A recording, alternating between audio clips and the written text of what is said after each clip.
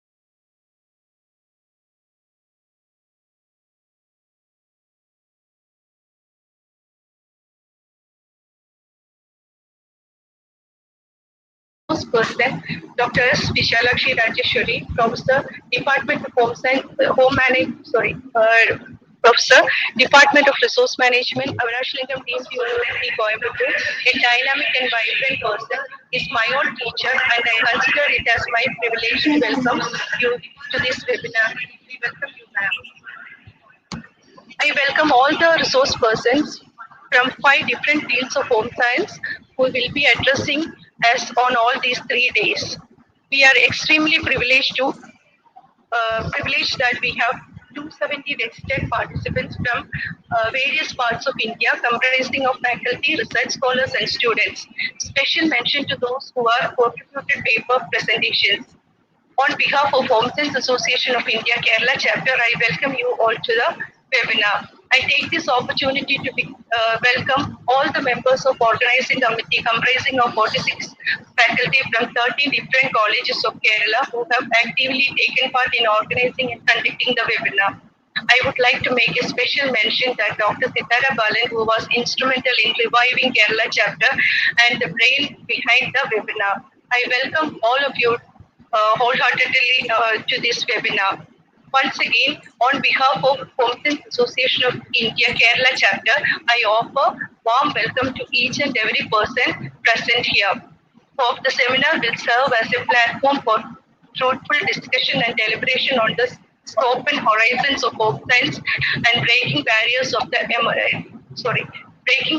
to emerge into limelight. Thank you. Thank you, Dr. Susan.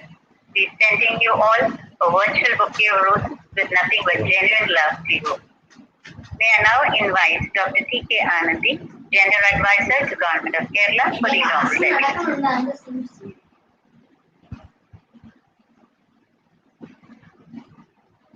Thank you very much. Good afternoon to everybody. I was really delighted when Sitara called me in. Sitara was always an active person.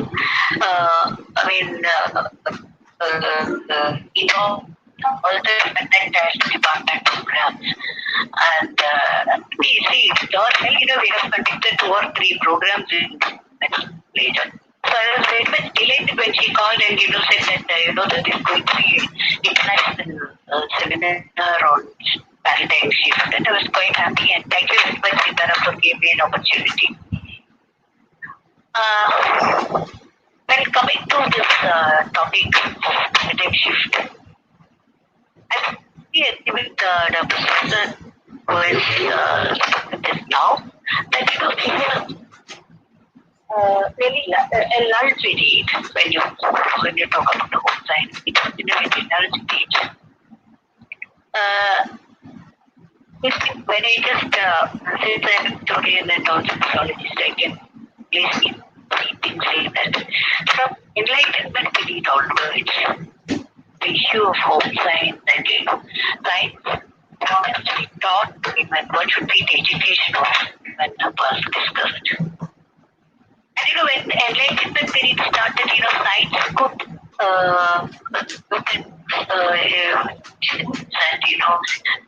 science is compared. What could can be done by science also was a revelation.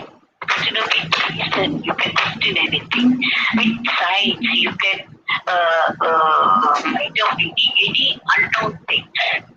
So naturally, there was that revelation of reasoning and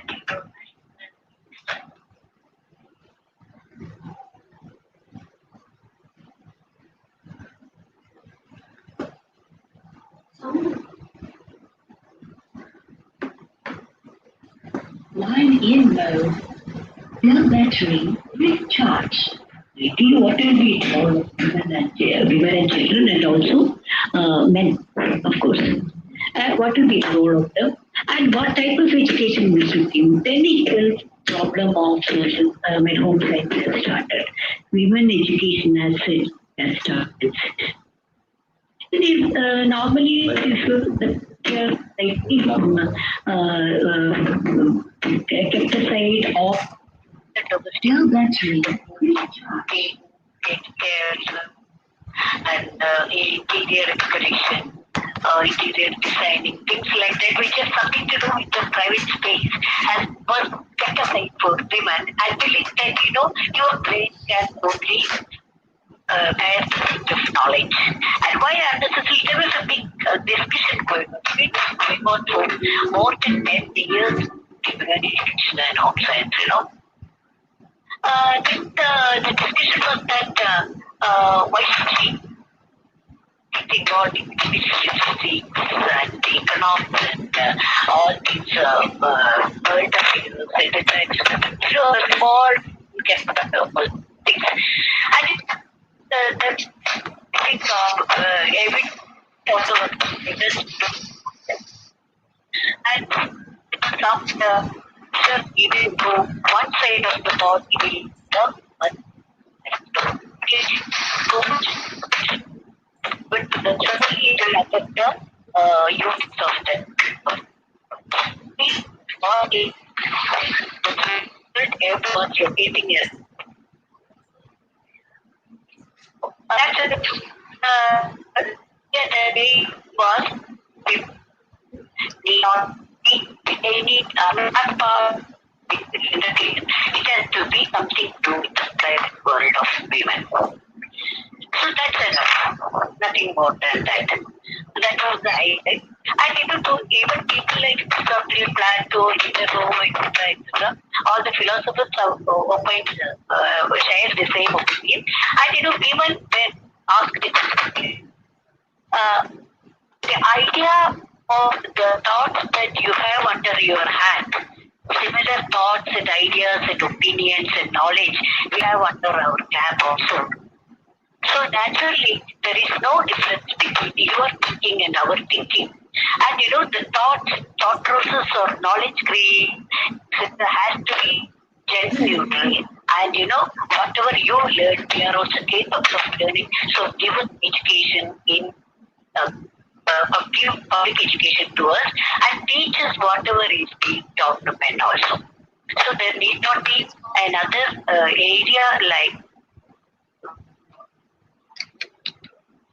there is no need of another specific area like women education or the home. So this thing was going on and on for the law. And at last, of course, with Mary Muslim, that's what's it called? Her paper and all that, presentation and all that, it was decided that education can be given to both men and women and equal. Even then in India, even during 1920s, as far as India is concerned, it is a colonial, it is homes, it's a colonial occasion. 1920s we have started education, and also even now I remember when I was studying in my school, there was a separate section. I have studied in boys and girls, and there was a separate section in for home science department. We used to get beautiful, very juicy smells. During lunch. The department in all the that so we used to because it can go inside the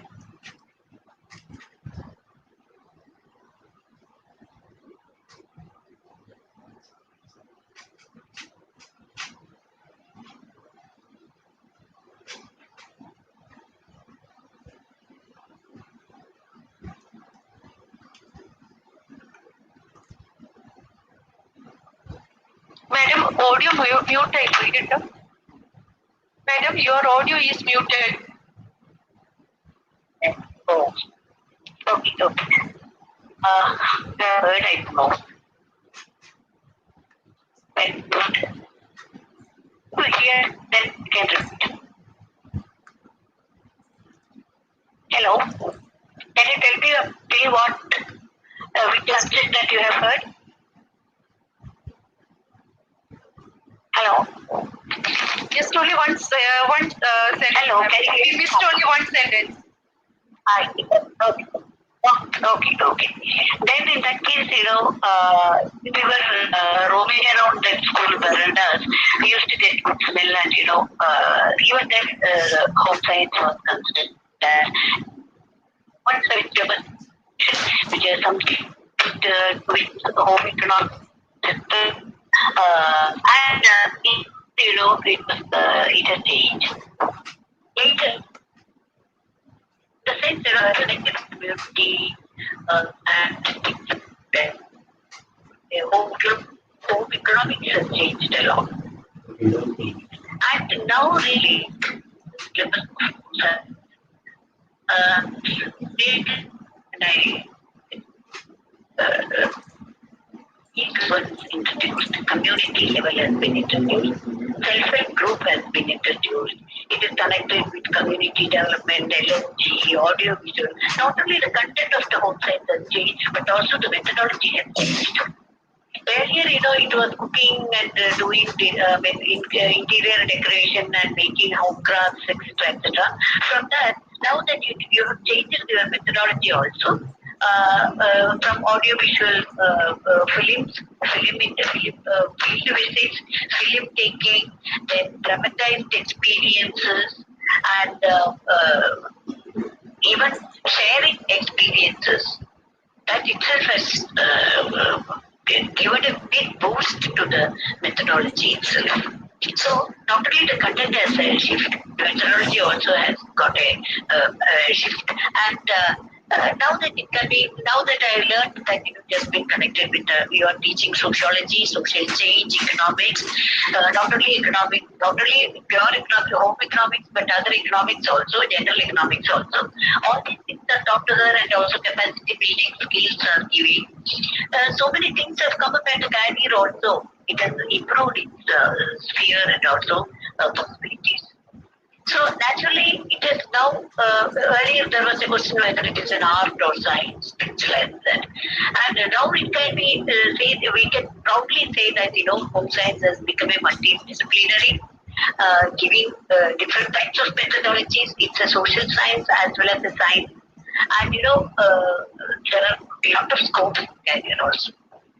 So that is the change that has taken place in the field of home science. And I have one more request I have. What I feel is that even now, even after all these changes, many of the areas, for example, dietitian course and nutrition courses, all these are concerned with women alone. Again, that itself shows. I remember Great Indian Kitchen, and giving you an example, like see, even now it's a big time that we should move out of this nutrition, dietitian, childcare, things like that, and as a part of this capacity building, I request the home science people to introduce skills development and skills like we have to enter the man's world. There's no other hope. We have to enter the man's world. So, in order to enter the man's world, we have to be given skill development in entrepreneurship. We have to give training in management, finance management, things like that, and also areas like plumbing, wiring. We have only wireman. We don't have a wirewoman. So, wireman, draftsman, all these things have to change. So, we have to give skill development training in wiring, plumbing, flooring, aluminium fabrication, and all the construction work we have to give, even including carpentry. We have to give training to girls, and let it become a multidisciplinary in the sense, let it be practicals also, where they learn a skill and start their own business or start their own. They themselves become entrepreneurs, and they start some business, SNG or whatever it is, and let them stand in their own legs. Other than and also enter the man's world. So for that, we have to give training. We have to start training about training in such areas. Also, skill training in skill development at areas where women have not worked so far, including automobile repair. See, when I went to one of the repair homes, I asked the woman, do you want to belong to that concept that we want to that thinking that training, skill training, so that the career, the possibilities of career will increase to the maximum, and they can enter any field of work, and naturally the work participation of Kerala will increase. The work participation of women in Kerala will increase accordingly. So I wish all success to the 3-day international seminar, and also I request you to discuss areas where we can give such training to girls, and all the training should be gender neutral. Also, there is no separate women's space in the society. There need not be. So, gender neutral spaces have to be found out, and gender neutral skill development has to be given, and gender neutral career opportunities also has to be given to girls, for which I think your 3-day seminar will help a lot. And also, I wish you discuss all these things, and I mean, they develop more and more ideas. In the international faculties are there, so naturally you will get more ideas. And I request, I wish that Sitara, people like Sitara and other home science faculty in Kerala will get more and more ideas, and can improve their syllabus, and also include so many other innovative ideas in the syllabus, and also develop their curriculum. Thanks a lot for giving me an opportunity. I wish all success to the seminar. Thank you very much. Hereby I declare that it has been inaugurated. Thank you very much. Thank you, ma'am. Thank you for appreciating our multidisciplinary home science, and for the shifts that has happened over the years in methodology and research. And thank you for inspiring us to enter the man's world, especially through skill development. And you've really given us good food for thought for all these days. I'm sure we will take it up definitely. Thank you very much, ma'am.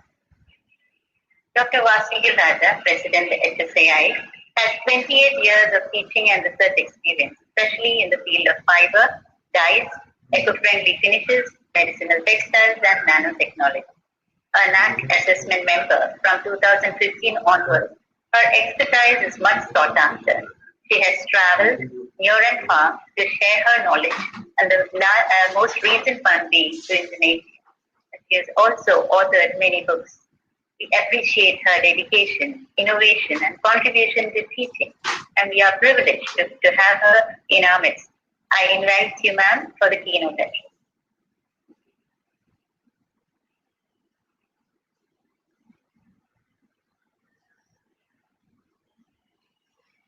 Good afternoon, everyone present in the virtual mode. Again and again, we are meeting home scientists. I'm very happy to see Anjali Karolia ma'am, Suman, and everybody in this forum. It's very happy to attend this national webinar, and some gentlemen also attending. Good afternoon, ladies and gentlemen.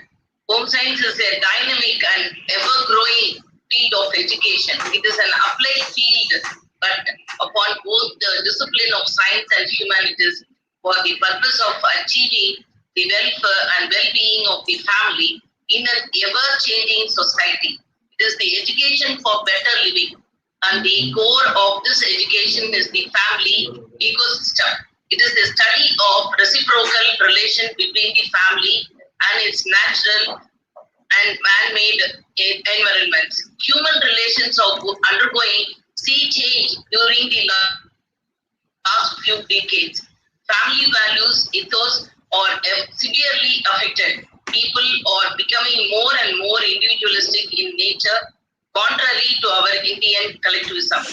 Thus, children are growing up in a very complex psychological environment, and thus leading to very many problems founded among children in general and the problems of working women, elderly people in particular. Today, family problems are raised, leading to various types of domestic violence, abuse, crimes, etc. Home science education tries to empower and to educate the health, acquire the ability to manage this crisis successfully.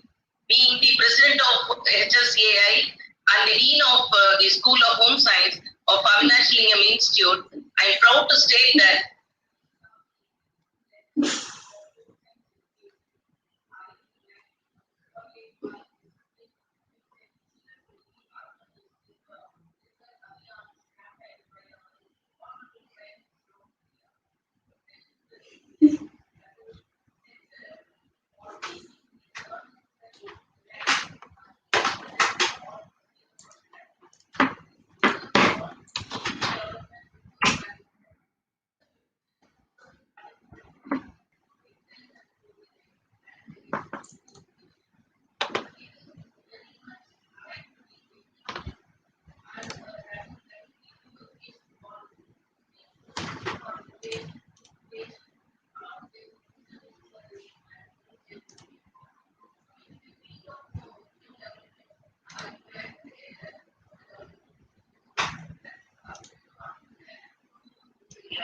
and development during the period of it focuses on various factors that contribute to optimize mental health and well-being of human beings by conducting research discipline and interdisciplinary areas. Now, in the present time, research and development in the field of ECCE is seriously taken up. The introduction of NEP, the new education policy by the government of India, the emphasis on the early childhood care and education has increased the scope of what ECCE courses and programs. The significance of early childhood development care and education is very clearly seen. A wide array of research has been opened up in the area of early childhood care and education. Our smallest researchers are doing research and projects on various issues of child development and early childhood education, focusing on not only on the need for care and education, but focusing on the practical challenges of early childhood years. Research is going on to innovate programs, curriculum, designs, and frameworks that makes the foundation strong and early years for more successful holistic development. Further, the rest years of research in human development other than ECCE includes research in mental health issues, especially in children and adolescent development, identification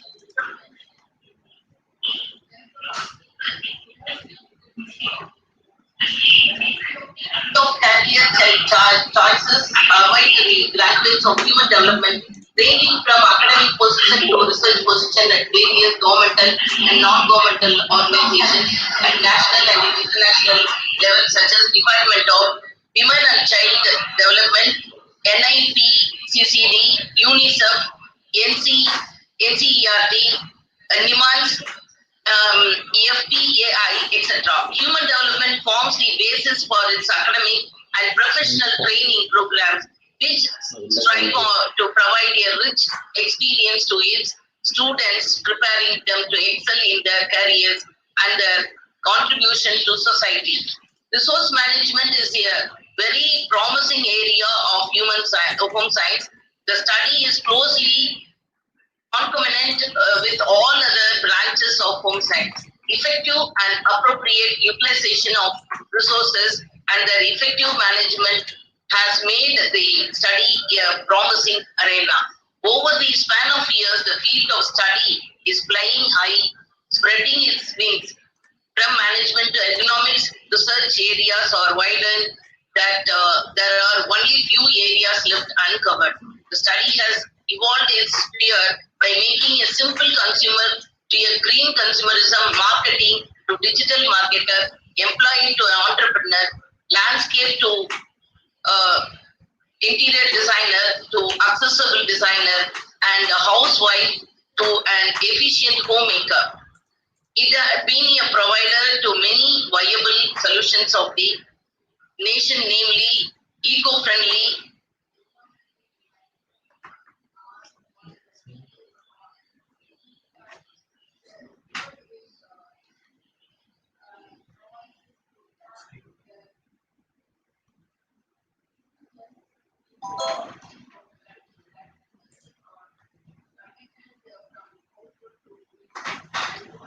to medicine and to other related professional areas like physiotherapy, engineering, occupational therapy, etc.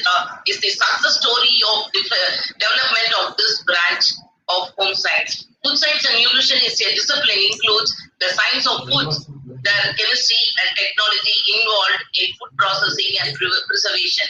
Food safety and human nutrition are harnessed towards overall health and the well-being of the community. The Department of Foods and Nutrition has taken up the challenge of ensuring health for all since its inception and has built its programs towards excellence and community development. It aims to mold the character and personality of students who will be the future teachers, nutritionists, administrators, research workers, and homemakers, the nutrition and health conscious citizens of great country. In the recent years, there has been increased focus on food sector with special emphasis on personalized nutrition, food technology, food safety, and food security. It has been identified by Government of India as sunrise sector due to its rapid growth, immense growth potential, and its contribution to the development of the country as a whole. Moreover, with the rising concern about health and eating habits, the field of nutrition and dietetics is gaining a lot of importance day by day. As the development world is already grappling with the health impacts of ultra-processed foods and populations. A country like ours, for whom human capital is the biggest investment is in development, cannot afford to witness a similar trend. I call upon the academicians, researchers, industry representatives, policymakers, and most importantly, budding professionals to examine the nutritional challenges we have faced and deliberate on how the power of food science and nutrition can be challenged to build a health and nutritionally well endowed nation. Food service management dietetics, the Department of FSMD holds a significant place in the health and well-being of individual capacity, especially in maintaining their quality of life. In view of this, research is being widely taken up in therapeutic interventions for non-communicable diseases, concentrating mainly on diabetic mellitus, cardiovascular disease, cancer management, and obesity management. The focus is also on food mapping of traditional foods and anthropology. In our institute, the Department of FSMD has developed more than 150 innovative value-added food product and biofilm packaging and smart packaging material. So far, the department has developed 7 software for therapeutic diets and traditional foods. The current research and innovation focuses on food sensor, low cost storage devices, edible cutleries, nano foods, artificial intelligence in prediction of risk factors and management of diseases and development of mobile apps for lifestyle diseases. Textile science and clothing. Textile industry is also a significant sector in the global economy, providing employment for hundreds of people around the world. A sound knowledge of the latest technological advances in textile and apparel sector will sensitize the masses towards the rich textile heritage, craft, and culture of our community. Textiles and clothing encompasses fashion, clothing, and technical textiles.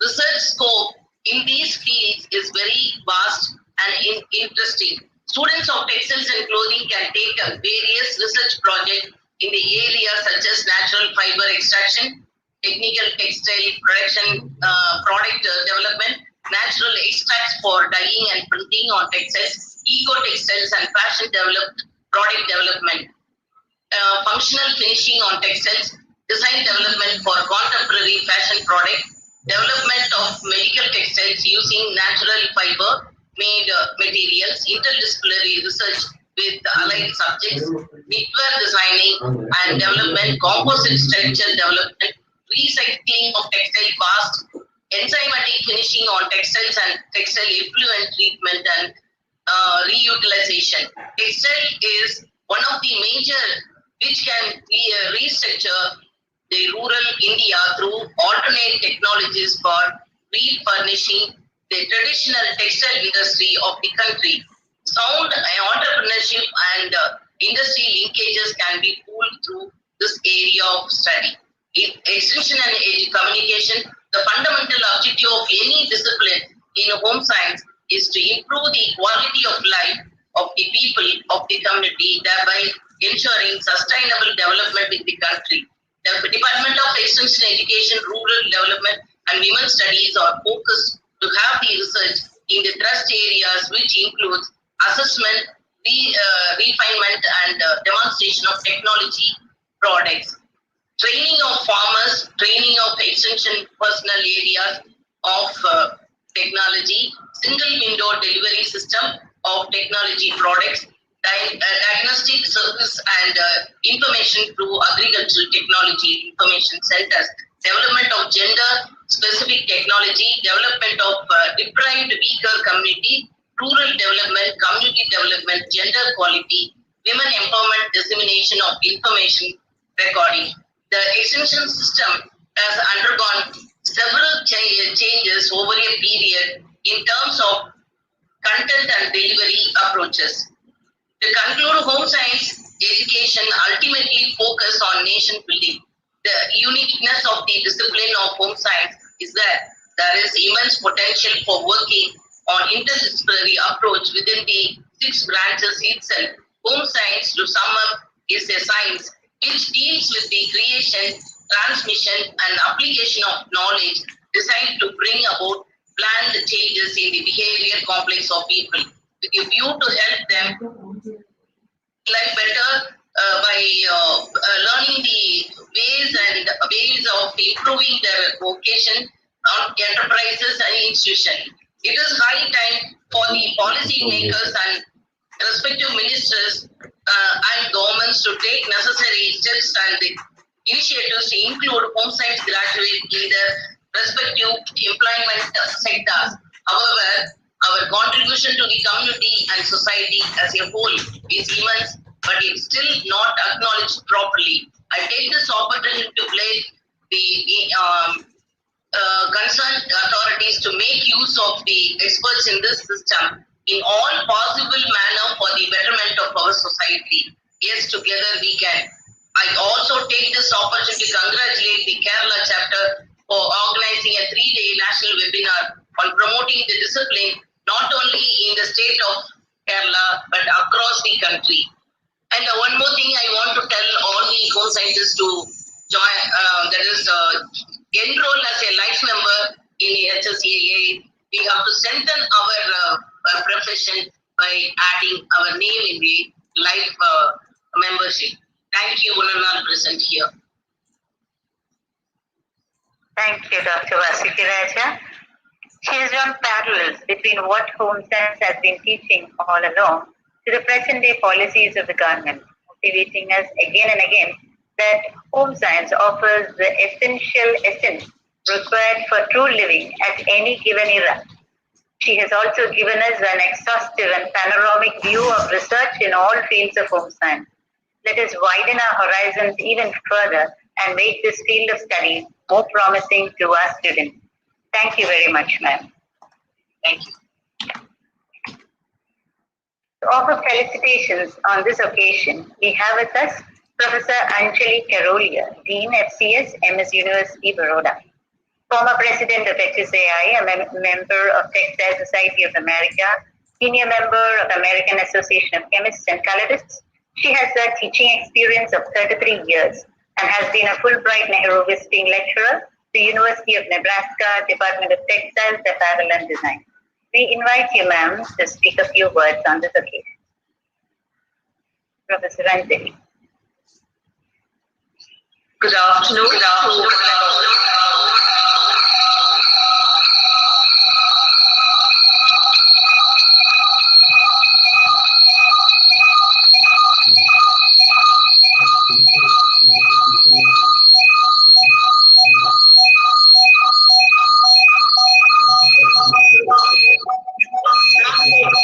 Now we have logged in from two devices.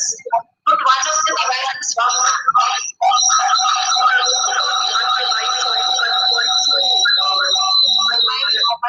mobile somewhere nearby. Actually, ma'am, I think you're using the speaker.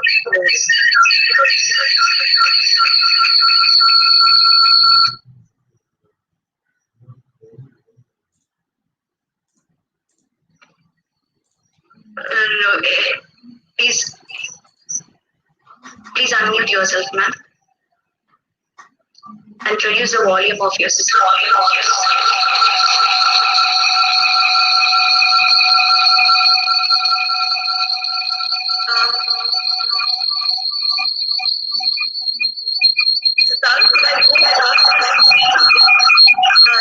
You can stop streaming. You can stick on to the Google Meet. Yeah, fine.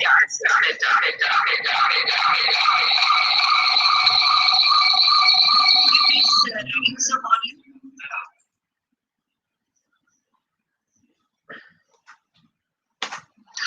It's better. Yes, ma'am. Good.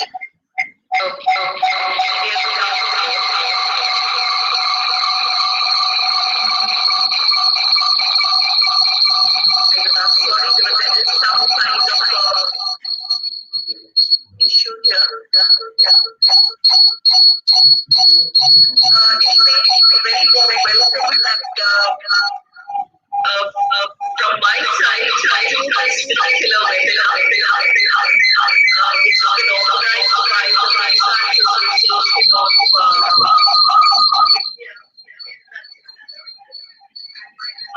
congratulations to the president, Susan Cherry. Also, to Dr. today, and also my greatest congratulations to Dr. Vasu Bhattad, president of the Science Association. And I'm really happy to have had you in charge. Just a very warm welcome to each one, and I've had this particular webinar on the paradigm shift of life science. It's extremely useful to all the participants because home science as a discipline and as a subject has to be moving ahead, and it has shifted from previous the thought that people had before about home science and which even our genius today very specifically said that it has to be more global. We at MS University Baroda have been extremely lucky that it has been open to both the genders right from the beginning of 1993. We've been offering all genders. And this year, I was also pleasantly surprised by 40 boys who have completed. So, all the best. I don't take up much time because I think there is a problem with my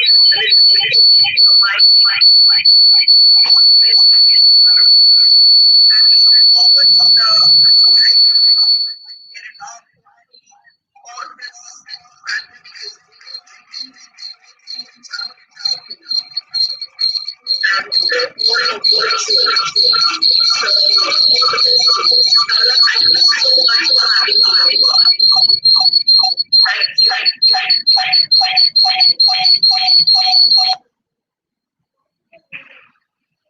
We are very sorry that we couldn't really get the full happiness out of the sentiment that you offered us. We are really hoping that we will be able to hear you again another time before the seminar gets to an end. Maybe we can rectify all these meeting troubles and we can get back to you. The problem with the internet is it does get a little fussy of its own at times. We are really sorry. We really couldn't get all the genuine thoughts that are there behind this address.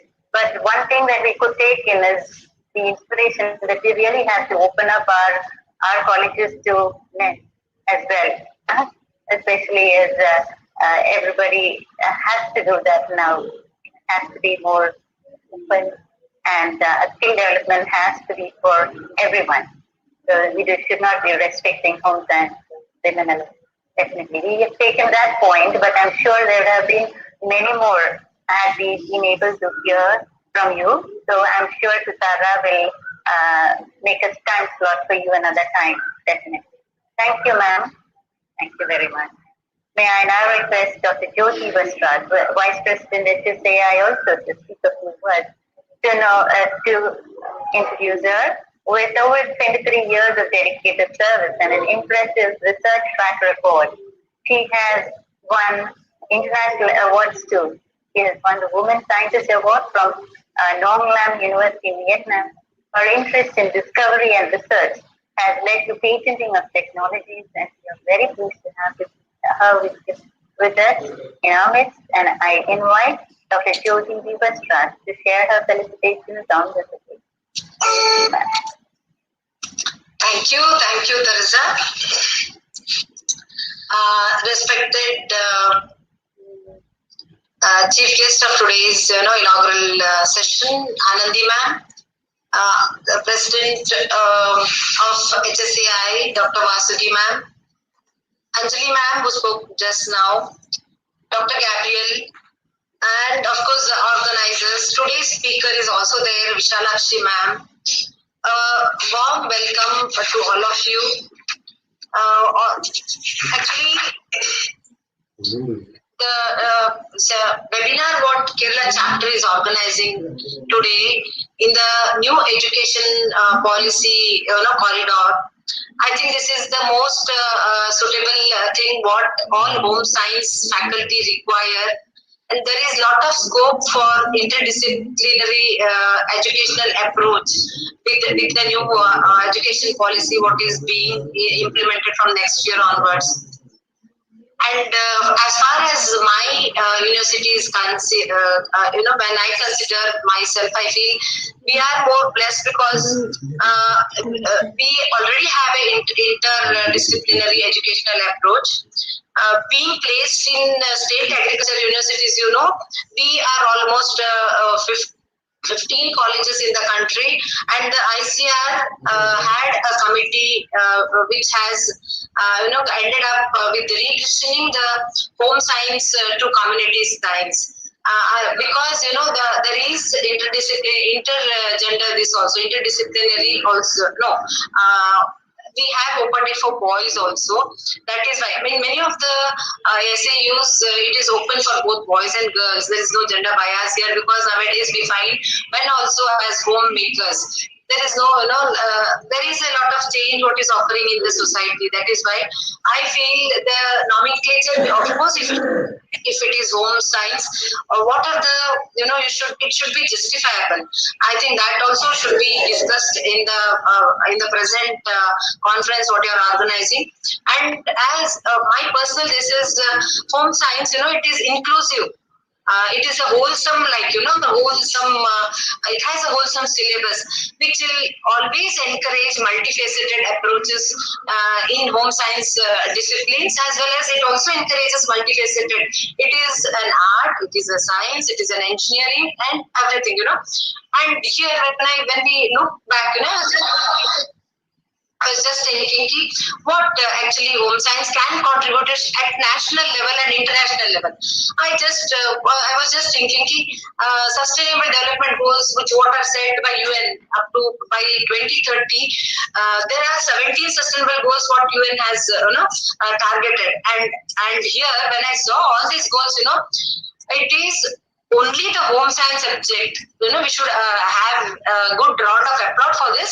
It is only the home science subject or home scientists who can, address 9 of the goals, more than 9 of the goals, if they really work in or put in their sincere efforts in rural and urban communities. We can really address 9 of the goals, and majority of the goals, they are on food security, nutritional security, then the minimizing post harvest losses, then health and sanitation is there, then there is according of quality education, then gender issues are there, gender accreditation also is there in that, then validation of technology is there.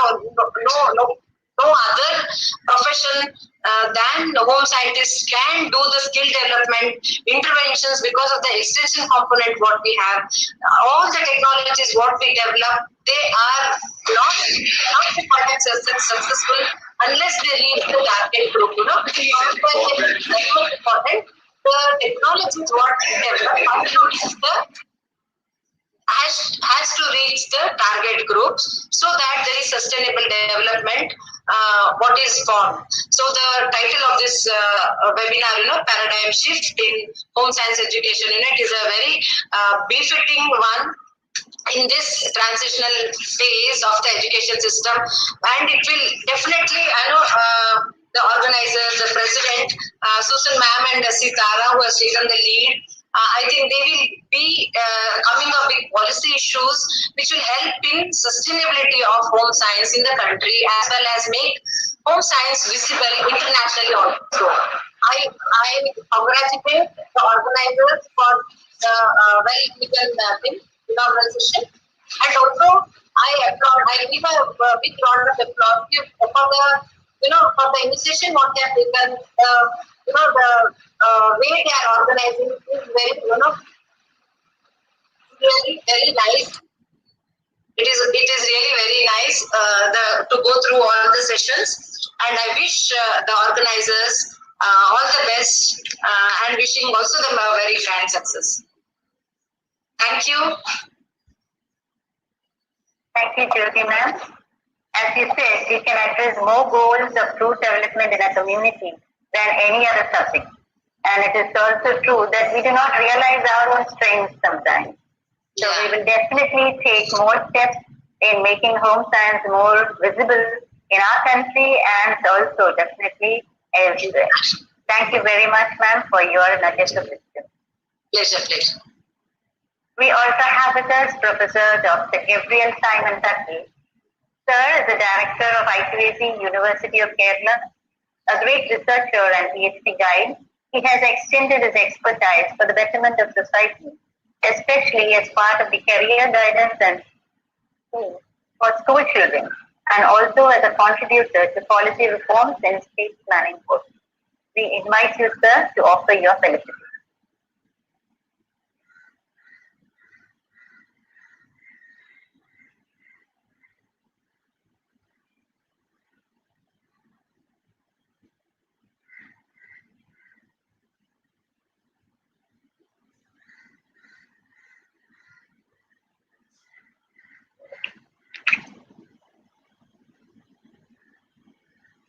Professor Gabriel Simon Tuttle, am I audible?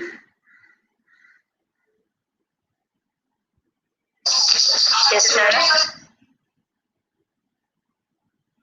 There seems to be another technical hassle.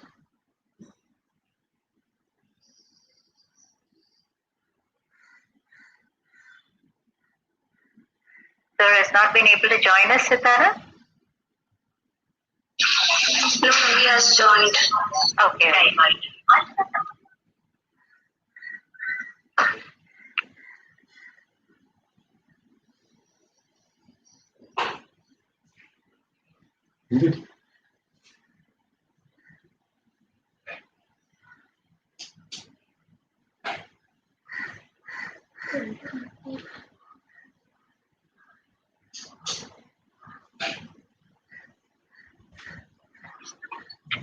I think there is some technical issue at Sir's end. I am unable to connect him. A few minutes.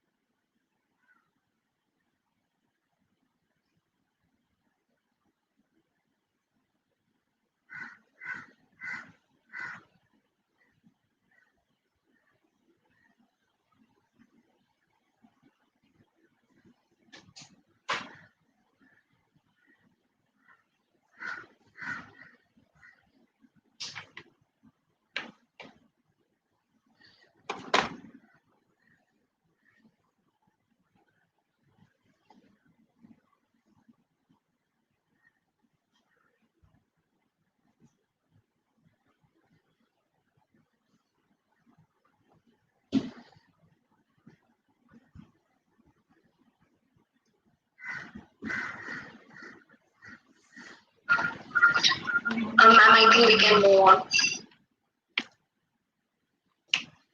Okay, we are very sorry about this another hit that we faced. Maybe we will have time for felicitations later on another time before we end the seminar webinar. In the words of Helen Keller, alone we can do so little. Together we can do much. This webinar has been the team effort of many and great thinking enthusiasm and zeal of our secretary, Dr. Sitara Baran. She has been working relentlessly all these days with the same level of positivity. And I'd like to invite her to propose a formal vote of thanks before we break to our individual sessions. Over to you, Sitara. Very good evening, ladies and gentlemen. It's my great privilege to have been asked to propose a vote of thanks on the occasion of this event. On behalf of Home Science Association of India Kerala chapter and the entire fraternity of Home Scientists of Kerala, I extend my sincere thanks to the Almighty for her immense blessings. On my behalf, I extend a very hearty vote of thanks to all the distinguished personalities present here virtually for sparing their time from the busy schedules to grace this occasion. I thank our most beloved Dr. T.K. Anandi Madam, General Advisor to Government of Kerala, for inaugurating the 3-day national webinar on paradigm shift in home science education. Thank you very much, ma'am. I mention my deepest sense of gratitude and would place on record my hearty thanks to Honorable President of Home Science Association of India, Dr. Vasuki Raja, because of whom we made this function possible. Thank you, Madam, for your timely guidance, support, and for enlightening us today with the paradigm shifts in home science education and the ways to move forward further for the enrichment of the discipline. Thank you so much, ma'am, once again. On behalf of Home Science Association of India Kerala chapter, I thank the former president of HSAI, Dr. Anjali Karolia Madam, for her constant support, motivation, and kind encouragement throughout the journey. Thank you so much, ma'am, for your presence here today. I owe my gratitude to the Vice President of HSAI South Zone, Dr. Jyoti V. Vastra Madam, for being with us today and for extending all sorts of support and encouragement. Thank you so much, ma'am. University of Kerala is one of the oldest and pioneer educational institutions in the state, with 4 main colleges offering home science at the degree level. We are honored to have Dr. Gabriel Simon Tatil, sir. Unfortunately, he couldn't give the felicitation. The Director of IQAC to University of Kerala, a great mentor, well-wisher, and a humble academician who could be reached at any time for any academic support and guidance. Thank you so much, sir, for all the support that you extended, and we are extremely sorry for the technical glitches. We look forward for your support on spreading home science education and to take it to the further levels across the state. We have been fortunate to have many eminent personnel from industry, media, and academics for supporting us in strengthening the discipline here today. On behalf of Home Science Fraternity, I express my sincere gratitude to all of them. We look forward on the next 48 hours to witness scholastic presentations and expert talks from various branches of home science. And we are fortunate and blessed to have 5 eminent lead speakers for that. My special word of gratitude to Dr. Vishalakshi Madam, Dr. Sujata K. Gupta, Dr. Surya Rathod, Dr. Kumud Khanna for their kind acceptance of for being part of us. We are humbled to have you all here today. I'm deeply grateful to Dr. Suman Munjkar, Honorable Secretary to Home Science Association of India, for her patience and kindness to respond to all my cracky doubts, late night messages, and all troubles which I had given to her. I had no words to you, Madam, for your kindness, guidance, and support, right from the last biennial. Thank you so much, Madam, for being what you are. I also extend my thanks to all the teachers for their untiring support. We are just 50 in numbers, spread over 13 colleges scattered widely across the state of Kerala, and we all are now under one roof here called the Home Science Association. Events like this cannot happen overnight. So, as the wheels starts rolling week ago and requires planning and bird's eye for detail. Here, we are fortunate enough to be backed by a team of a very dedicated and motivated team for our family who know their task and are very much result oriented. I cannot thank everyone enough for their willingness and involvement to take on the completion of the work beyond their comfort zones. There is much waiting on the note of vote of thanks to express my emotion that fits the atmosphere right here. So I specifically thank the people who have been the backbone of this event.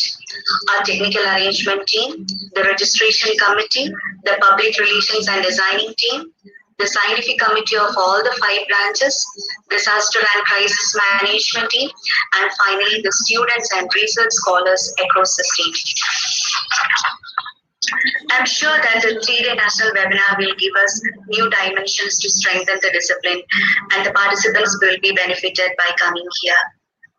We have a group of school students and teachers also. Thanks to all the home scientists across the country for accepting our calls and being part of this event. Further, a big thank you to the master of this ceremony, Ms. Teresa Kuncheria, for her effort towards anchoring of today. Thank you all. Thank you once again. Thank you, Prashana. I think we move on to the presentation again of various subjects. Thank you for the enjoy it and enjoy the journey together. Join in and make the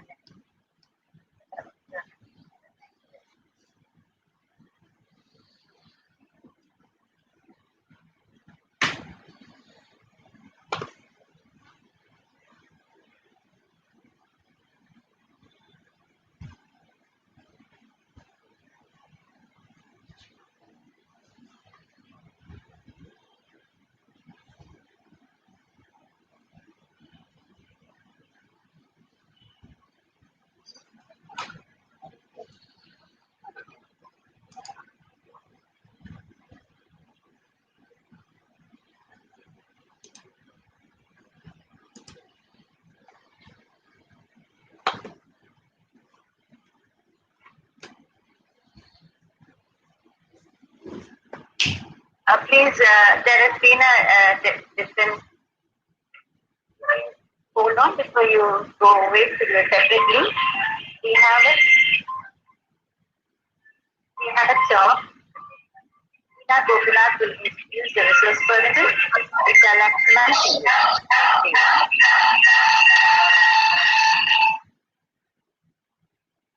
A very warm good afternoon to all here.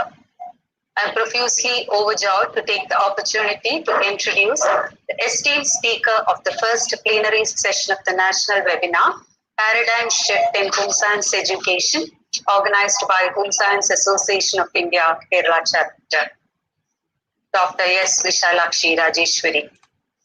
Madam is professor at the Department of Resource Management, Avanashlingam Institute for Home Science and Higher Education for Women, Coimbatore. A reputed academician by distinction and a lovable human by heart, our eminent speaker belongs to an illustrious clan of academia and has made significant contributions in diverse capacities. She has held various offices and responsibilities. Among her more noteworthy achievements is her being an ambassador to the National Institute of Advanced Studies, Bangalore.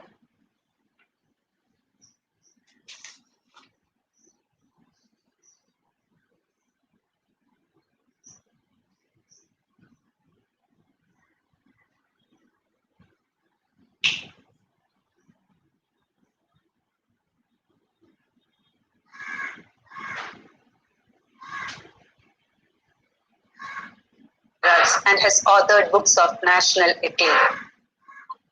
She has presented various papers at the national, international, and regional conferences and seminars, and has published widely in both national and international journals.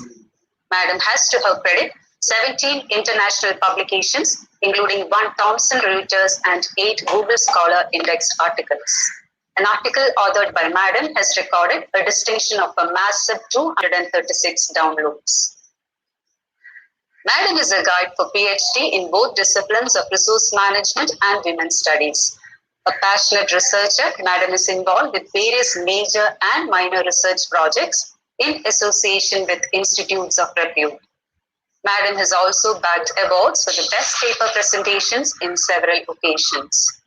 In addition to being member of various academic bodies, Madam has served as the IQAC coordinator and has also organized various programs diverse in both scope and structure. Madam has featured as the lead speaker at various events and has delivered many invited lectures across the length and breadth of the nation. Her pioneering spirit and willingness to serve spurred the creation of some amazing educational content acclaimed at the national level. She has been consistently active in disseminating knowledge in and around her community. A woman of virtue and simplicity, her deep interest in activities of social relevance was reflected while she served as an enthusiastic NSS program officer for nearly a decade.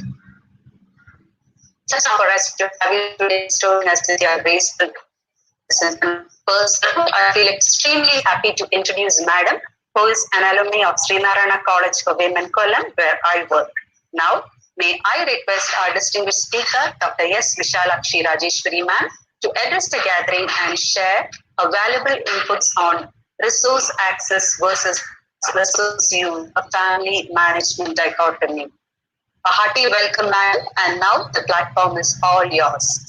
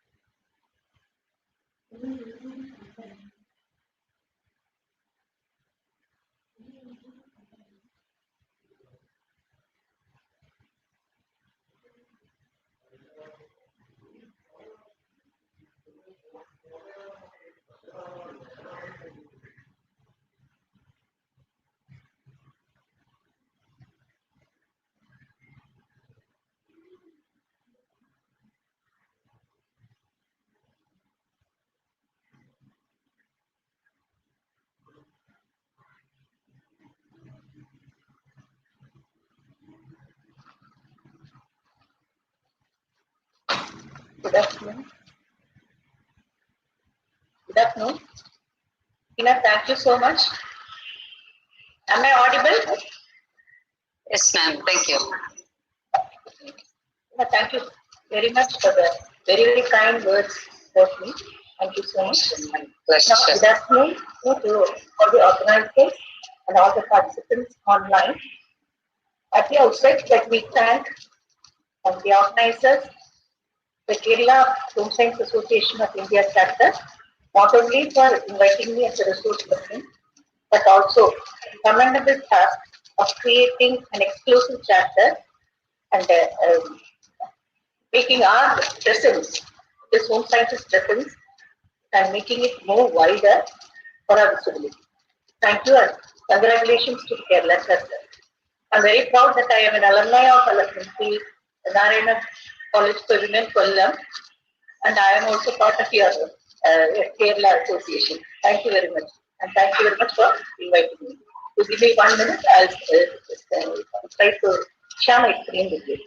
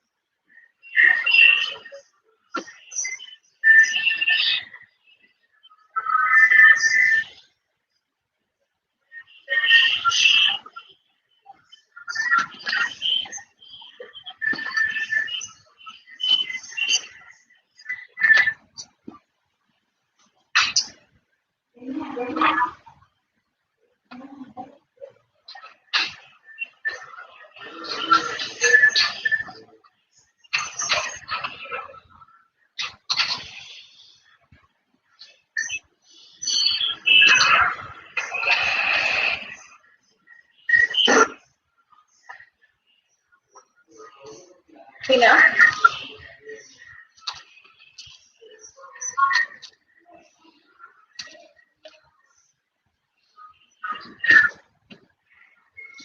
Yes, ma'am.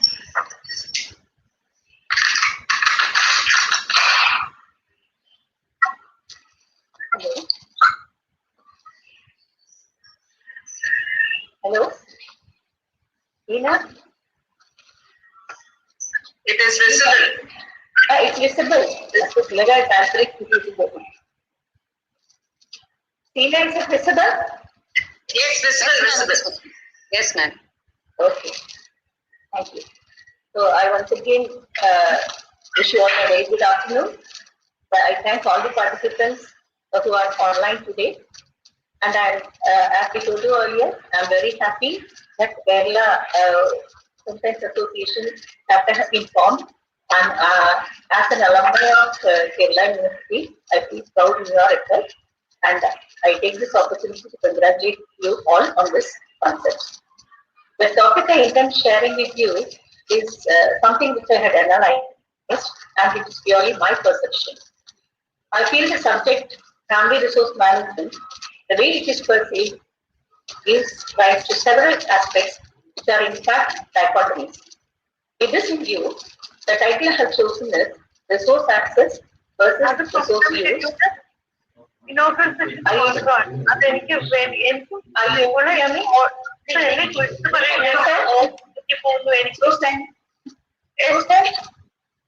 Some disturbance, I can hear your voice. May I continue? Sure, ma'am. Sure, ma'am.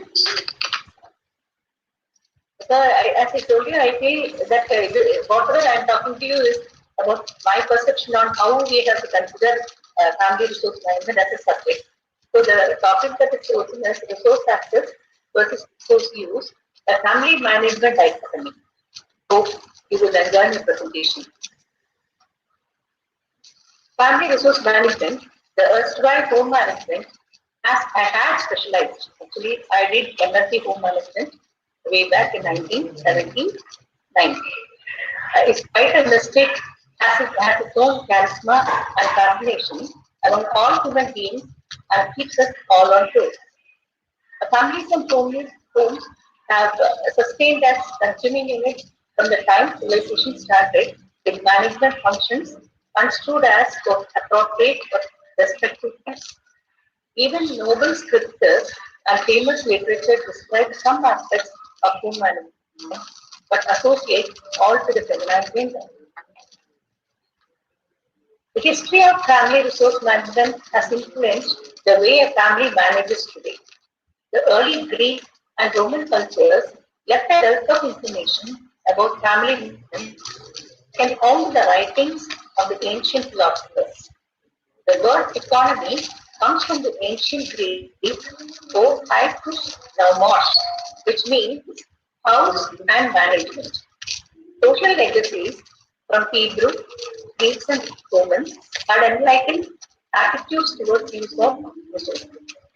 Of course, as we have now, scarcity, inequalities in access to resources, and our opportunities have kindled perfect for management, yet foresight and knowledge has prevailed their decisions.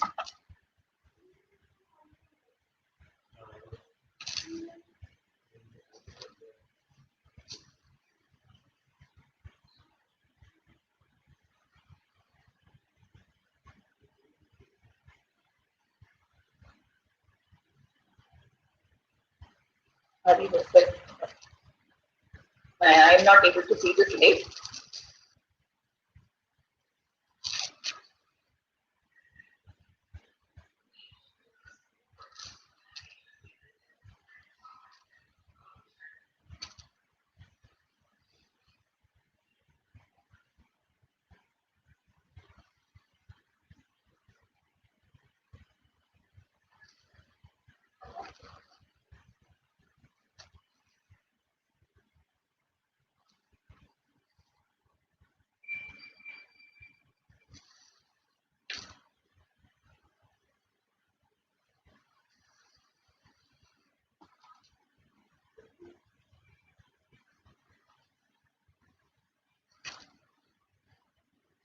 Sorry, ma'am, can you please share? 1 minute.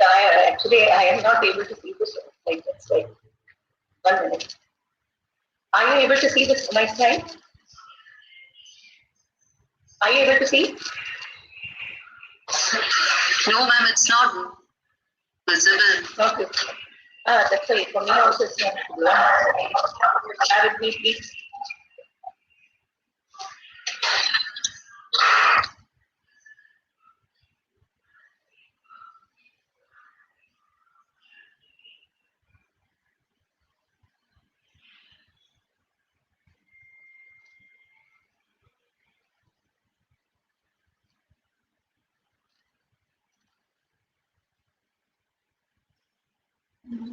Ma'am, I think you have to do it again because somebody else did the screen sharing and it made yours to stop it.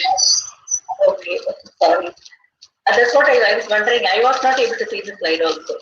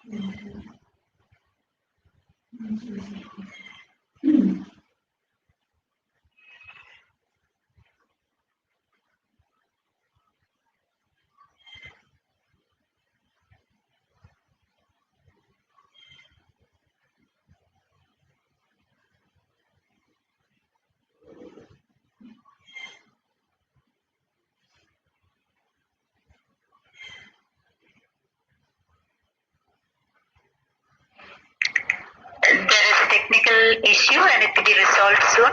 The resource person will join in a few minutes. Kindly bear with us.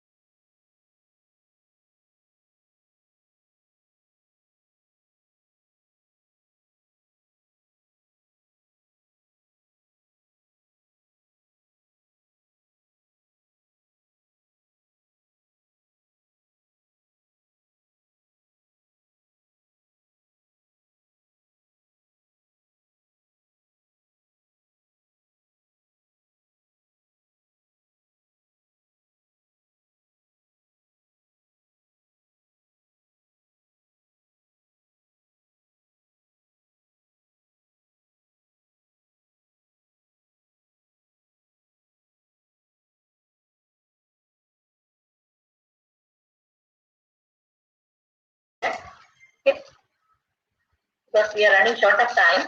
Yes, ma'am.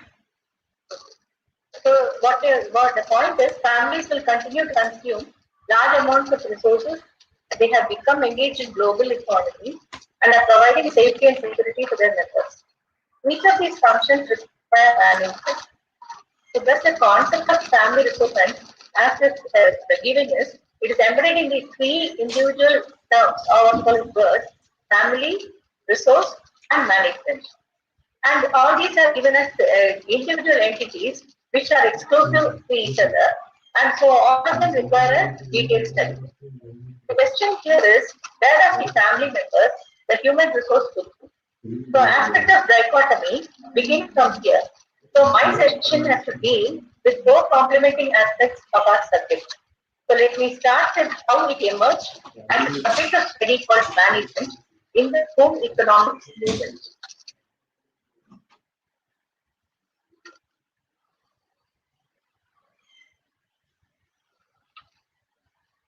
Emma Miller, Mary Scarlett, Helen Campbell, and a host of other women and men have shown keen interest to bring out home management as a special field of study. Of course, by taking excerpts from each component of home activities and management. The crusade had started well in 1820s. So if you have observed, you will be able to find out that work simplification and ergonomics had attracted attention way back in 1890 itself and was taught by Helen Campbell at that time itself. So what had happened afterwards? Following Crandall's writings on interrelationships of components of management, development of courses highlighting home economics as a field of study emerged. Ellen Richards proposed the term ecology to mean household management and recognized humans as part of rather than separate from nature. This name later became home economics in 1899. Similarly, her close-sightedness gave another dimension to studying home economics, that of the relationship between living conditions, that is housing, and human well-being. So the contributions the Gilbert couple had made for the development of work simplification and time and motion studies is unsurpassed. All of us know still we do all those practicals. Hope you remember the tablets, the symbols which we use in work simplification techniques. They are just a palindrome. The contributions further made by Gary Becker and Taylor to the development of the discipline is also well founded. Especially Frederick Taylor's concepts on efficiency in the ergonomic subject is quite praiseworthy. So we have to be grateful to all these great thinkers, especially men who have contributed a lot and have left a legacy for our subject called home science or basically home management. So despite such commendable contributions, home economics stood the time to get good rules. After the late classic conferences, realistic efforts took shape to offer the subject through 6 prominent stages. The first one was the dumping ground stage, and it was like a potpourri of various subjects in home management. Best part is, during World War I itself, they had introduced resident stay in the name of practice houses, what nowadays we call as house stay, cottage stay, etc. So it definitely had a great takeoff with Marion Talbot also introducing classes at the University of Chicago. So the passing of each stage, the focus shifted from one of identifying resources to identifying family as a managerial unit. So you can see all the other 5 in the different stages. Stage 6 is the product of 1960. Thereafter, the subject had gained momentum and had become a specialized discipline attracting the attention of many, including scientists from other disciplines. So in 1970, the course became required for both men and women. So it was not meant for women alone. Men were also there. So starting in 1994, home economics courses in the United States began being referred to as family and consumer sciences in order to make the class appear more inclusive. So that inclusiveness is gone now. Reference to those course contents relevant to home management, home economics, or family and community sciences outnumbered other subjects. Probably because of this predominance, our subject family resource management was offered as a first branch in home science curriculum. So home management is the first branch in home science curriculum. So let us raise our callers for studying or having studied this subject. So we have to be proud of it. There are art champions who took it further. For example, Noel, Malak, Deacon and Faiba, and Paulochi, who had extended their efforts contributing to widening the scope of the subject. The human ecology concept proposed by Ellen Richards was established through the systems approach theory proposed by Malak and Deacon, giving the ecosystem status to families and all pertaining to it, including human resources, a subsystem. Plato's formula for conceptual framework has helped buttress components making up the management process. So the theory which took shape in 1969 focused on interconnectedness of family members and later on resources, families as self-centered units and families as spaces of conflict. When feminism emerged, it started highlighting women's roles. The human equality phase that followed projected families with an identity and the relationship to resource management. Only when family development theory was propounded, family studies assumed a discipline status and grew as a dynamic system. The decades between 1970 and 2000 set the stage for the specialized discipline of family resource management. So interior design developed combining home furnishings and housing, family resource management from consumer economics and home management, while consumer economics alone remained as a specialized subject. So naturally, we have very useful and practical oriented subjects to be proud of. Evidently, they teach practical lifestyles. It's a course in lifelong learning. No other profession or discipline has such a holistic approach to studying and optimizing family life. So what is a family? Interpretations for the word are two meanings. It is a polysemy and it is ambiguous. Latin, supposed to be the earliest form repository of words, itself speaks of family as a household establishment and as a group of people living together and bound by biological or social psychological relationships. A later version defines it as a small group characterized by relations including those from kinship or marriage. The third one looks at it on the economic needs concept. So the word household holds a common ground. And what is a household? A household is usually a group of persons who normally live together and take their meals from a common kitchen unless the exigencies of work prevent any of them from doing so. So persons in a household may be related or unrelated or a mix of both. Then what exactly is a family? That is the question. S defines family as a consuming unit.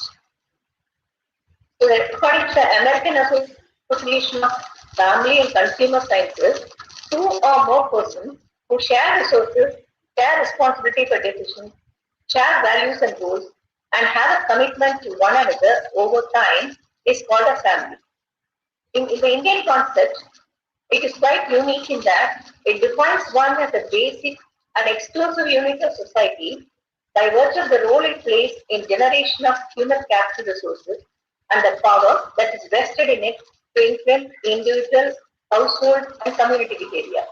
So, the Indian definition of family gives us a home, rather a wholesome definition. So, the significance lies in this.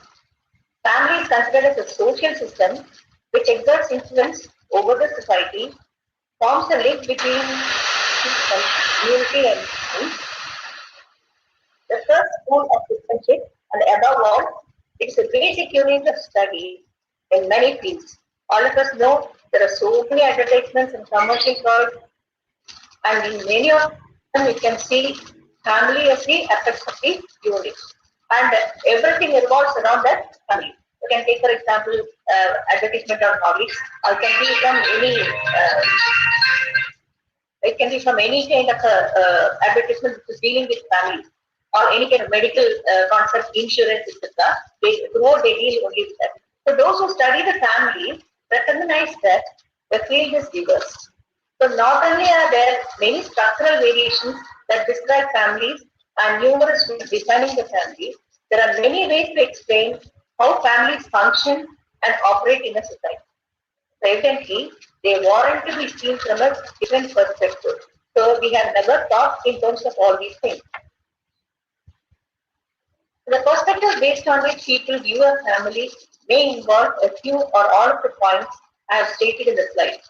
And this calls for an analysis of existing initial dichotomy. Let's see that. These are not specific. To have a better picture, family structures in the contemporary era calls attention.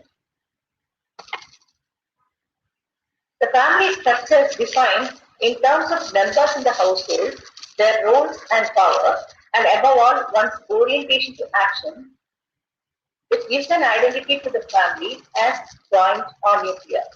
History says, unlike the Western society, which puts emphasis on individualism, the Indian society is collectivistic in that it promotes interdependence and cooperation, with the family forming the focal unit of this social structure. Is it true with all contemporary families? Here we are facing a dichotomy. Is it nuclear or joint families? So the array of family structures existing in the contemporary era is quite overwhelming. All of you will agree with when I say that the functions of these multifarious structures would not only be different but be unique too. The dichotomies that arise in is whether our families are traditional or modern, normal or deviant families. These first studying families in terms of the roles they assume, considering governance definition, emphasizing their functional as well as structural roles. So according to him, family has two roles to play. Functional definition refers family as any unit where four functions fit, like sharing of resources, enabling a caring and supportive relationship, commitment to or identification with other family members while preparing children of the family to grow and emerge as members of the society.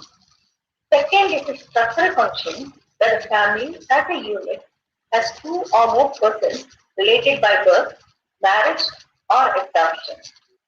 Hence, this structural definition is more realistic and explains presence of human beings in the family. This project an important characteristic of families, their needs and wants.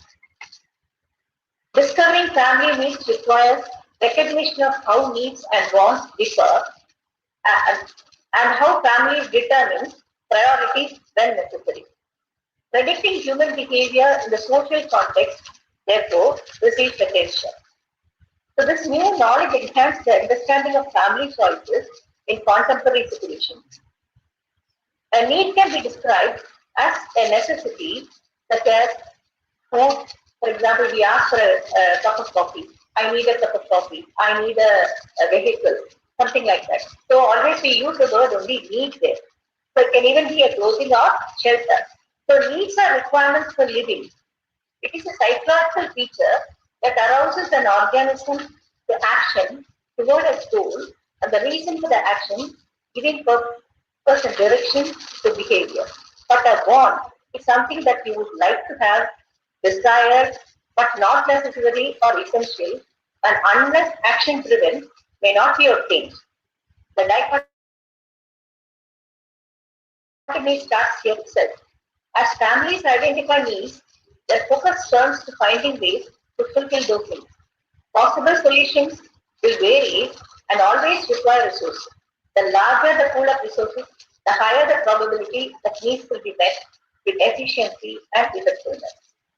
In managing family resources, we have to be very careful because sufficiency is also an important consideration. The availability and accessibility of resources greatly influence how and why they are used and why we keep on talking about management. Families do not exist in the vacuum. We have to remember that. Outside influences come into the family environment to change the way the family thinks and behaves. These influences come from history, culture, and the environment. All the three have a profound influence, as cited in the slide, on how resources are acquired, accessed, and used to satisfy needs and wants. Value based on human activity is an orientation of think of higher goals. Many of us know, many people live only for the day. They say, today is very important, I will live only for the day. But we also know people who live for the future. Their thoughts always will be for the future, a futuristic view. So people can define the way they think about how they have to live. A family of whom is always dynamic in nature, responding and adapting to change, so naturally, needs, wants, and resources therefore have also changed. So let us recollect the classical definition of home management. Using what you have, that is our resources, to get what you want, our goals. But actually, people and families are crazy to get their needs achieved with whatever they have. Naturally, in my perspective, the definition should be reframed or redefined as using what you have to get what you need, as our desires are very transient. And why is it so? Since the early 1900s, many changes have taken place in living conditions, equipment, and values and standards. During this time, the development of management has also changed. The way in which today's egalitarian family acquires and uses resources is radically different from what was done in previous decades. Making choices has become highly difficult and individualistic because it is a driving force for decision making which moves the process to the action board. So family management activity similarly begins with that same decision making process. And decision making is a prelude to action or management, which is a major factor in resource use. At this juncture, one needs to look at how families and the vendors are showcased. They are the consumers in recent years. Consumerism has become one of the two dominant global social forces. The market's trend bombard the ordinary consumer to dream high and land him in a position where he is no more the producer he was once upon a time to that of a consumer who destroys resources in the wake of his use. These arguments posit the families to be considered as attributes of the society of consumers. A new form of culture has developed, the consumerist culture. Consumerist culture values transience and mobility rather than duration and stability, and the newness of things and reinvention of oneself over the enduring. It is a hurried culture. The emergency of being on trend with fashion, from hairstyles to mobiles to the type of electronic goods that we use nowadays, and the media that you prefer, all have a pressing impact on individuals in a consumer culture. For Bauman, consumerist culture is first and foremost about being on the move. So do values, attitudes, and behaviors impact me and recognition and the actual perception of me? So I would say it's a big no. Everything has to be obtained in no time as people cannot spend time on productive activities which satisfy day-to-day human needs. The productivity culture is fast waning from the families. So here we go. We have another dichotomy. The consumerist culture has changed with production of thousands of consumer goods which provide multiple benefits to the consumers, making them lethargic, sedentary, and luxury seeking in all aspects. We have created a different society, the consumerist society. Advertising, targets of marketing, for example, for everything, right from personal needs, healthcare, financial security, insurance, luxury living, enjoy while you pay, all so on and so forth. We have a load of things that we have nowadays. And these trends where producers or manufacturers decide what you want is the unwritten dictum of the day. So they only decide what you want.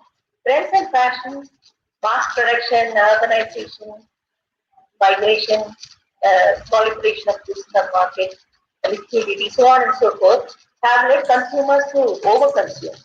So weighing of priorities during decision making has become a rare phenomenon in modern families.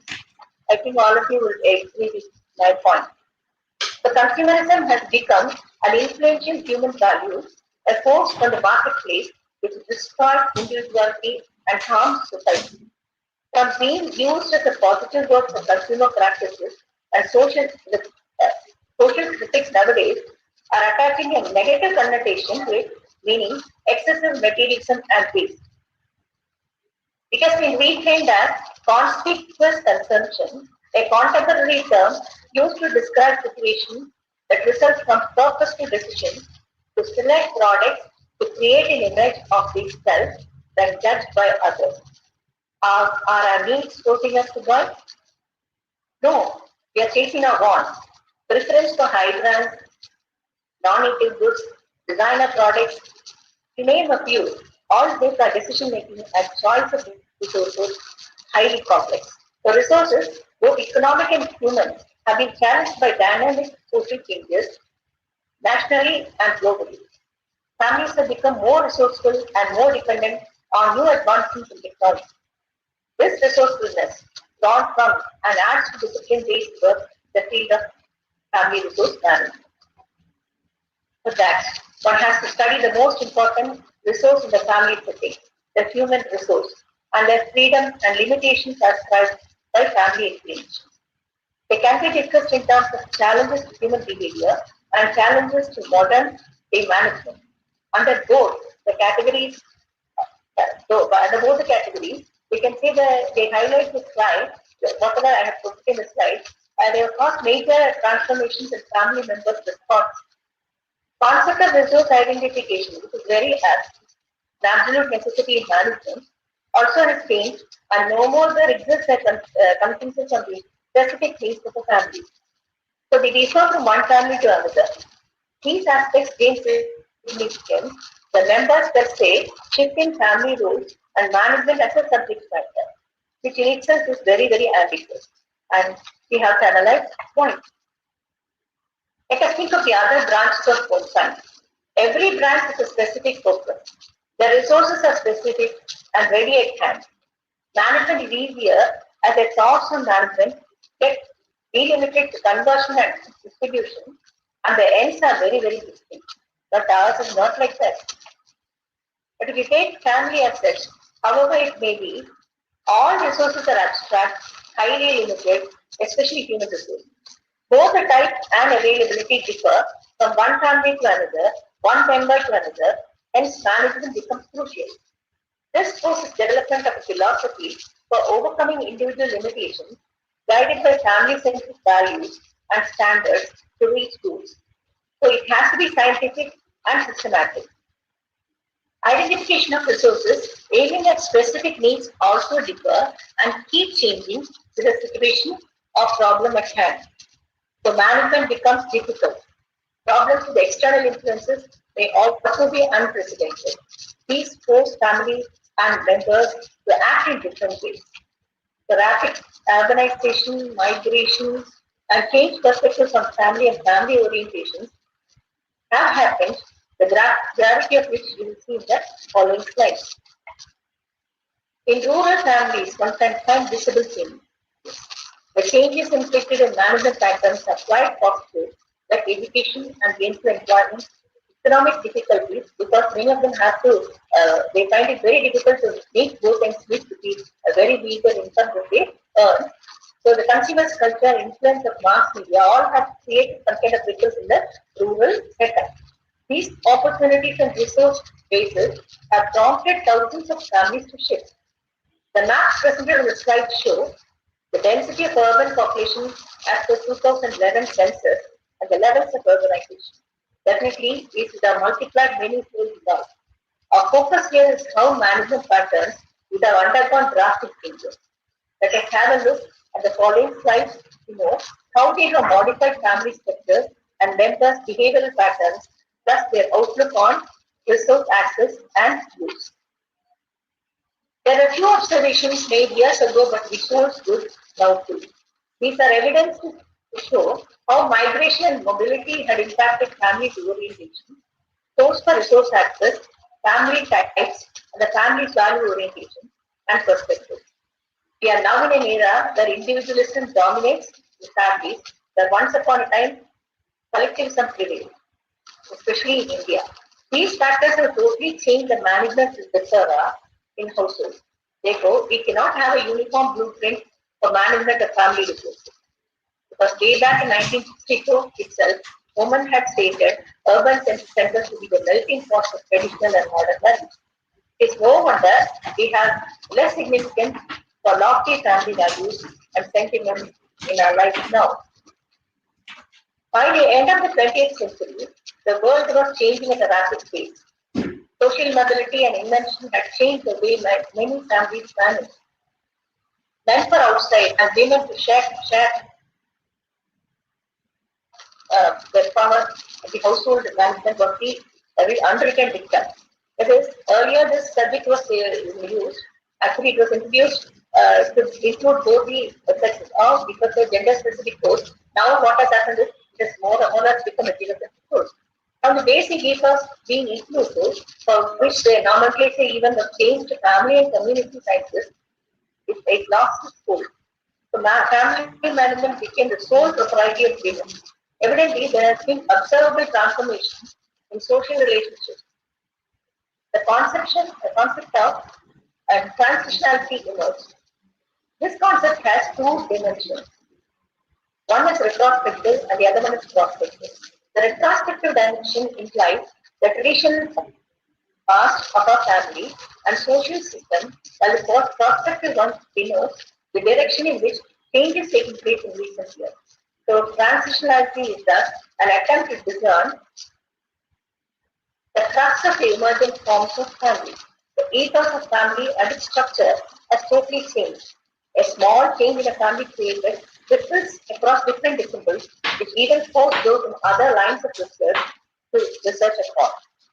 So let's see the next slide. Imagine, for example, the focal point of study is the gainful employment of a homemaker or a mother. Many people other than family resource management specialists can find a subject to research on in their respective field. So this is so very dear a domain for all people alike. In combination, these disciplines provide us with a holistic view of family resource management as such. All are important to the study and understanding of family behavior, especially behavior of family members, the human resource. Hence, family resource management is a universal subject tackled differently in all families worldwide in their own styles. So in the strive to maintain family and satisfy the needs, the potential of the human resource should not be underestimated. It is more essential for human survival. Humans consume and require massive amounts of resources for survival, physical growth, and personal growth. The study of family resource management considers both consumption of resources and the availability expenditure of human resources by family members. We are bombarded with materials in the first instance from the time we, especially women of the household, became conscious of human resources, namely time, energy, skills, and knowledge. Are we really using human resources well? First, let us have a look at what we have amongst us to use as our human resources. Actually, we don't have much, as we have lost all our social interactions. Technology boom has shifted emphasis on choice among members, the modernization of traditional household characteristics to post-industrial idiosyncrasy. In the wake of families have lost social bonds and have fallen captive bonds to technology. Social interactions, social capital, physical exercise and doing household and livelihood activities have disappeared. Both young and old are prey to these. Electronic gadgets accessible and used have mounted, which also speaks of the eroding value of physical health among all age groups. Even if we can compromise with such technology innovation in other sectors, can they be made to rule households? The following slide presents many attributes of the omnipresent status of technology in families. The delicate strand of the family fabric, branding household sources for tourism, buying economy, social cultural changes, and growing digital and cyber culture are highlighted. What is expected of family members as resources is to practice rationally and participating to inform decision making, deploying personal resources for skills, abilities, and knowledge, and above all, be very discretionary in the use of time, the most precious human resource, which alone is uniformly available to all. Nevertheless, invasion of technology in household sector is unprecedented. So homemakers have to be all the more prudent in using technological resources. It's high time we realize that technology is a means to fulfill a human purpose. It cannot override other purposes. So let us have a look at the timeline of technology in household function. Home economics as a subject of study in proper had emerged only after 1960. But if you see, electric appliances aiding in household activities had come for use by 1903 onwards. Data before that is not available. So access to such labor-saving resources would have been easier for those who could afford. But what about others? Now we are in the era of embedded systems and artificial intelligence. In what way can we boast that we are better off than those in the past? The question again is, can all have access?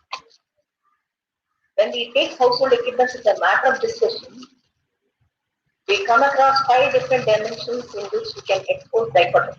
They are instrumental versus expressive, task-oriented versus pleasure-oriented, active versus passive, unifunctional versus multifunctional, and high social impact versus low social impact.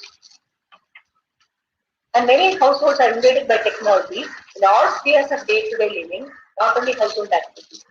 Communication, safety, security, transport, all show off the value we give from materialistic stages and how we have dispensed with simple living.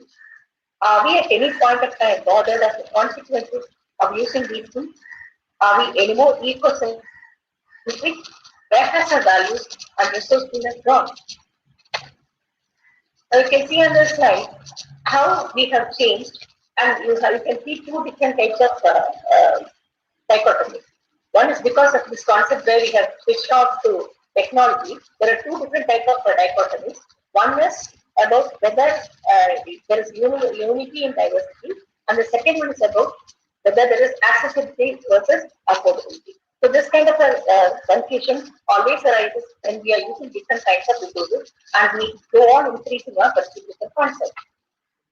So the initial stages, when a book on household equipment was written, I remember the authors had stated, equipment does the work and women get the credit. But modern appliances have made human hands almost extinct. So we are not using our hands anymore. Where have we landed? We are forced to live in a technology-soaked market scenario where non-native or alien products find a favorable market situation than those made in India or local indigenous ones. Again, there are the options. We are living sometimes in sandwich generations. Do we have the progress to meet the challenges? A sad state of affairs is the plight of future younger generations about whom I am much worried. I am presenting to you 2 alarming statistics. The map indicates the life expectancy in Indian states. If you watch it carefully, you will know that it is quite high, that is above 70 to 79 years, especially the highest is seen in Kerala. The nature of resources we pile up are in no way of use to such elderly. The second table also indicates the very low representation of youngsters below 14 years of age, that is, it's only 28.6% in 2015-16. But look at the elderly proportion. We have already landed in a situation where there are more elderly than younger ones. Have we thought of any resources that are easily accessible to them or usable by them? Needless to say, many elderly and other desperate categories like widowers are found only in elderly or retirement homes. Where are we heading with such resource access? Of course, to the next type of dichotomy. Generation gap is widening by and large. Already, Indian families have lost a sense of collectivism, cohesive living, interdependent behavior, etc., with a mad race behind resource access and acquisition.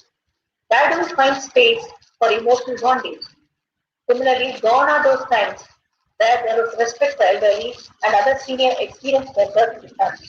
Now, who is there to listen to their life experiences and gain experiential learning? Another important factor alarming is the proportion of disabled population increasing day by day. The proportion of PWD in India, of course, is also alarming. In India, out of the 121 crore population, 2.68 crore persons are disabled, which is 2.21% of the total population. Among the disabled population, 56%, that is 1.45 crore, are male and 44%, 1.18 crore, are female. In the total population, the male and female population are 51% and 49% respectively. If you see the statistics highlighted in the slide, you'll be shocked to see the population of elderly, especially women and children, between 10 to 19 years to belong to PWD category, with a large proportion further being dependent on non-workers. Where do they access resources from, and what is the nature of resources they can acquire? A society is not very encouraging like Western economy to assure social security and medical care. The increasing trend in elderly population, many of them are also PWD category. What will the lesser population of existing younger generation do? Who is more likely to win? Only those who can afford. So where does management stand? Weighing your values in terms of resources to rationalize whether we have been behind real wants will surface. We have been running behind needs, thinking we are racing towards our goals. I have given just a few examples. None of these are actually your wants.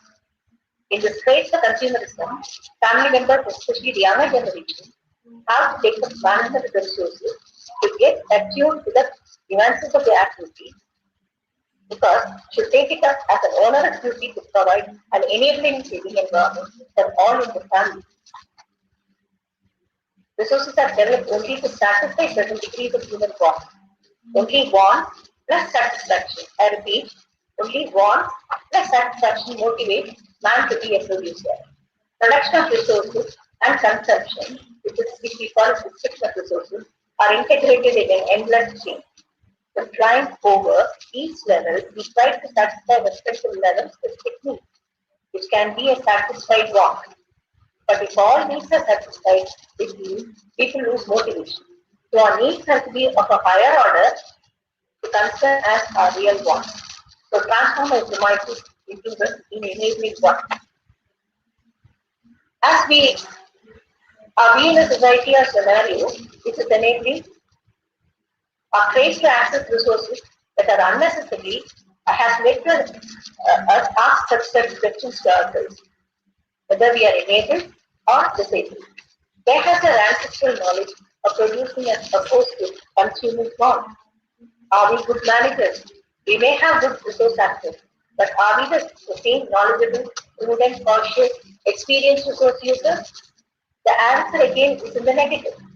The gender stereotyping of household or family resource management has not yet left the realms of Indian society. Despite being gainfully employed, women bear the brunt of doing household chores. They are brand of household chores. What is expected is a metamorphosis, the attitude of the younger generation to learn management of the family and the precious human resources in each family. So I think you would have enjoyed all the cartoons that I have given in the slide. They are not cartoons to just laugh at, but just that shows are real, what is really happening in the society. So for that, let us learn management judgment. What is this? Managerial judgment is a concept popular among family resource specialists. It is defined as the ability of the family to accept and work with change for the betterment of self and humankind, aiming for the ultimate goal of an aspect of the creation of a better tomorrow. The strategy may sound more applicable to business management, but if you read history, family management grew on par with business management. So this strategy can be applied effectively to weigh our resources to take informed decisions and manage family resources efficiently. This will enable us to redefine the definition again as using what you have to get what you want.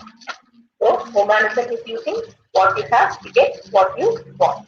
So this is conclude. In this consumerist culture, families have lost their individual identity. They are deeply engrossed in this sheep culture, just falling flat to the mesmerizing plethora laid by the supply market and the benefits whatsoever, like the discounts, EMI discounts, they spread in time. Such a state of affairs has to be changed because families start giving interplay of production and consumption in management. Now you can see we have two different concepts that we have to consider. One is the side where you have the production, and the other side is the consumption. Production is a process, and the consumption is after all the end of the process. And the objective is to reach the goals. We are doing any kind of a process to reach the goals, And fulfillment of that satisfaction is what we call as the consumption. But we have to analyze whether this kind of a production and consumption is taking place in a family. So human resource is precious resource among all resources by virtue of its clear role as producer and consumer, and therefore has emerged as a guiding factor of resource development. As an agent of production, man contributes his labor, mental and physical stress, creates a culture, art, he can invent, he can innovate, and he can lessen resistance too. As beneficiary, he enjoys the advantages of advancing civilization. To play much higher role in the overall productivity system. Its prime benefits are good health, physical fitness, proper training, education, safety, security, etc. So human being is the most coveted among all resources because they are the end values to be achieved in the process. So the families in India are often understood as ideal homogeneous units with strong coping mechanisms. To give it a subject-oriented perspective, co-management can be offered in three colleges in India right from 1950s. In different periods, the nomenclature has been changed and the contents too. Only between 1970 and 2000, it had taken quite a stable shape with the nomenclature as family resource management. The slide will give you a glimpse on how the subject orientation has transformed to the one offered now. The one in green is the syllabus offered by Kerala University now. So we'll be able to see a very vast difference in the significance according to the home, the family, and the members, spiced also to the social relevance. Hence, we should see what families actually want, not need some use of the resources. This is the core, the ethos of the subject that we use here further in family resource management. And if I can recollect, I think it was Dr. Anandi who spoke that we have to add up on our skill development and entrepreneurship concepts and all into it. And of course, our sustainable development goals has a lot of prospects for family resource students to take up for research. So we have to see to it that we are using all these for the benefit our access as well as for our family. So what do we all want? Standard living can be achieved by overconsumption or quality living by achieving the lofty ideals, values in life, good health, family well-being, satisfactory life, happiness, safety and security, social interaction, shared living, humane values of ecosystem, etc. etc. So you, the generation next, have to do fine. So let us decide whether you want a quality standard of living or you want a quality living. Because quality living alone can give you the type of happiness that you require, the type of satisfaction that you require by the use of resources. Just access is not enough. The way you use it and the happiness that you derive, the satisfaction that you derive, the goals you achieve only counts.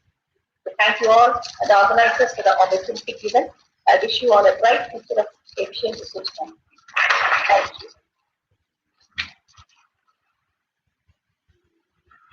Thank you, ma'am, for the tremendous effort that you put into this presentation.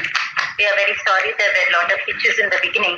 However, the topics of resource management, with its history, various approaches, role in today's society, scope, has been clearly detailed. And you've also touched upon the issue of graying population and people with disability also. This can give a new trust to research as well in this area. So you've given us a lot of food for thought. And thank you very much, ma'am, for the very clear and exhaustive review on the topic of resource management. Thank you very much.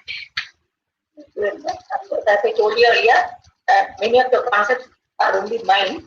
So if people want to ask any questions, they are most welcome to question me. The floor is open to questions, if any.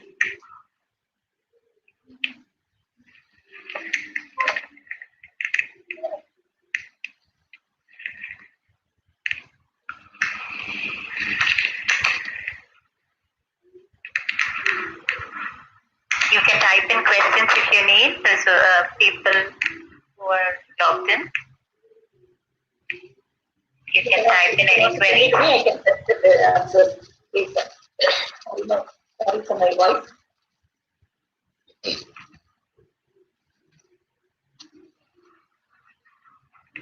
Madam, Yes. I am Purva Chattopadhyay from Department of Home Science, University of Calcutta. Your lecture was mind-blowing. Actually, it was such a erudite, such a nice lecture. So one thing I just wanted to say, what is your view on the so-called jargon of inclusive development now that we hear it so much? Isn't it stems from the kind of resource management, the family-centric thing that you were talking about? What are your views? No, I cannot say that it is my view. It's a common view, it's a universal concept. That is, because we are in a egalitarian era, but many people do not have access to many things, so that the equality is not there. So when we say inclusive, everybody should be happy, everybody should have all resources. That is what we mean by inclusive. So it is not just for the group whom we call as affluent, who can have access to resources. Everybody should have access to resources and they should be benefiting from that also. So when we say resources, especially family resources, as I told you earlier, it's not like the other countries. We have, ours is a very peculiar concept where anything that you look at is a resource. As you say, time is also a resource. Similarly, even my health is also my resource. So whatever we think about is a resource. So all these things have to be equally shared by people. So that kind of a concept has to be developed among the society. So that is what they call as inclusive. So all people around the world should have access to everything that all have. So actually the sun is a universal concept and it's universal for us. So any kind of resource that is available for everybody, anybody should be available for all. So when you are bringing in the whole totality of the humanitarian or the civilization together, they say it's called as inclusive. You cannot think on it is only for this.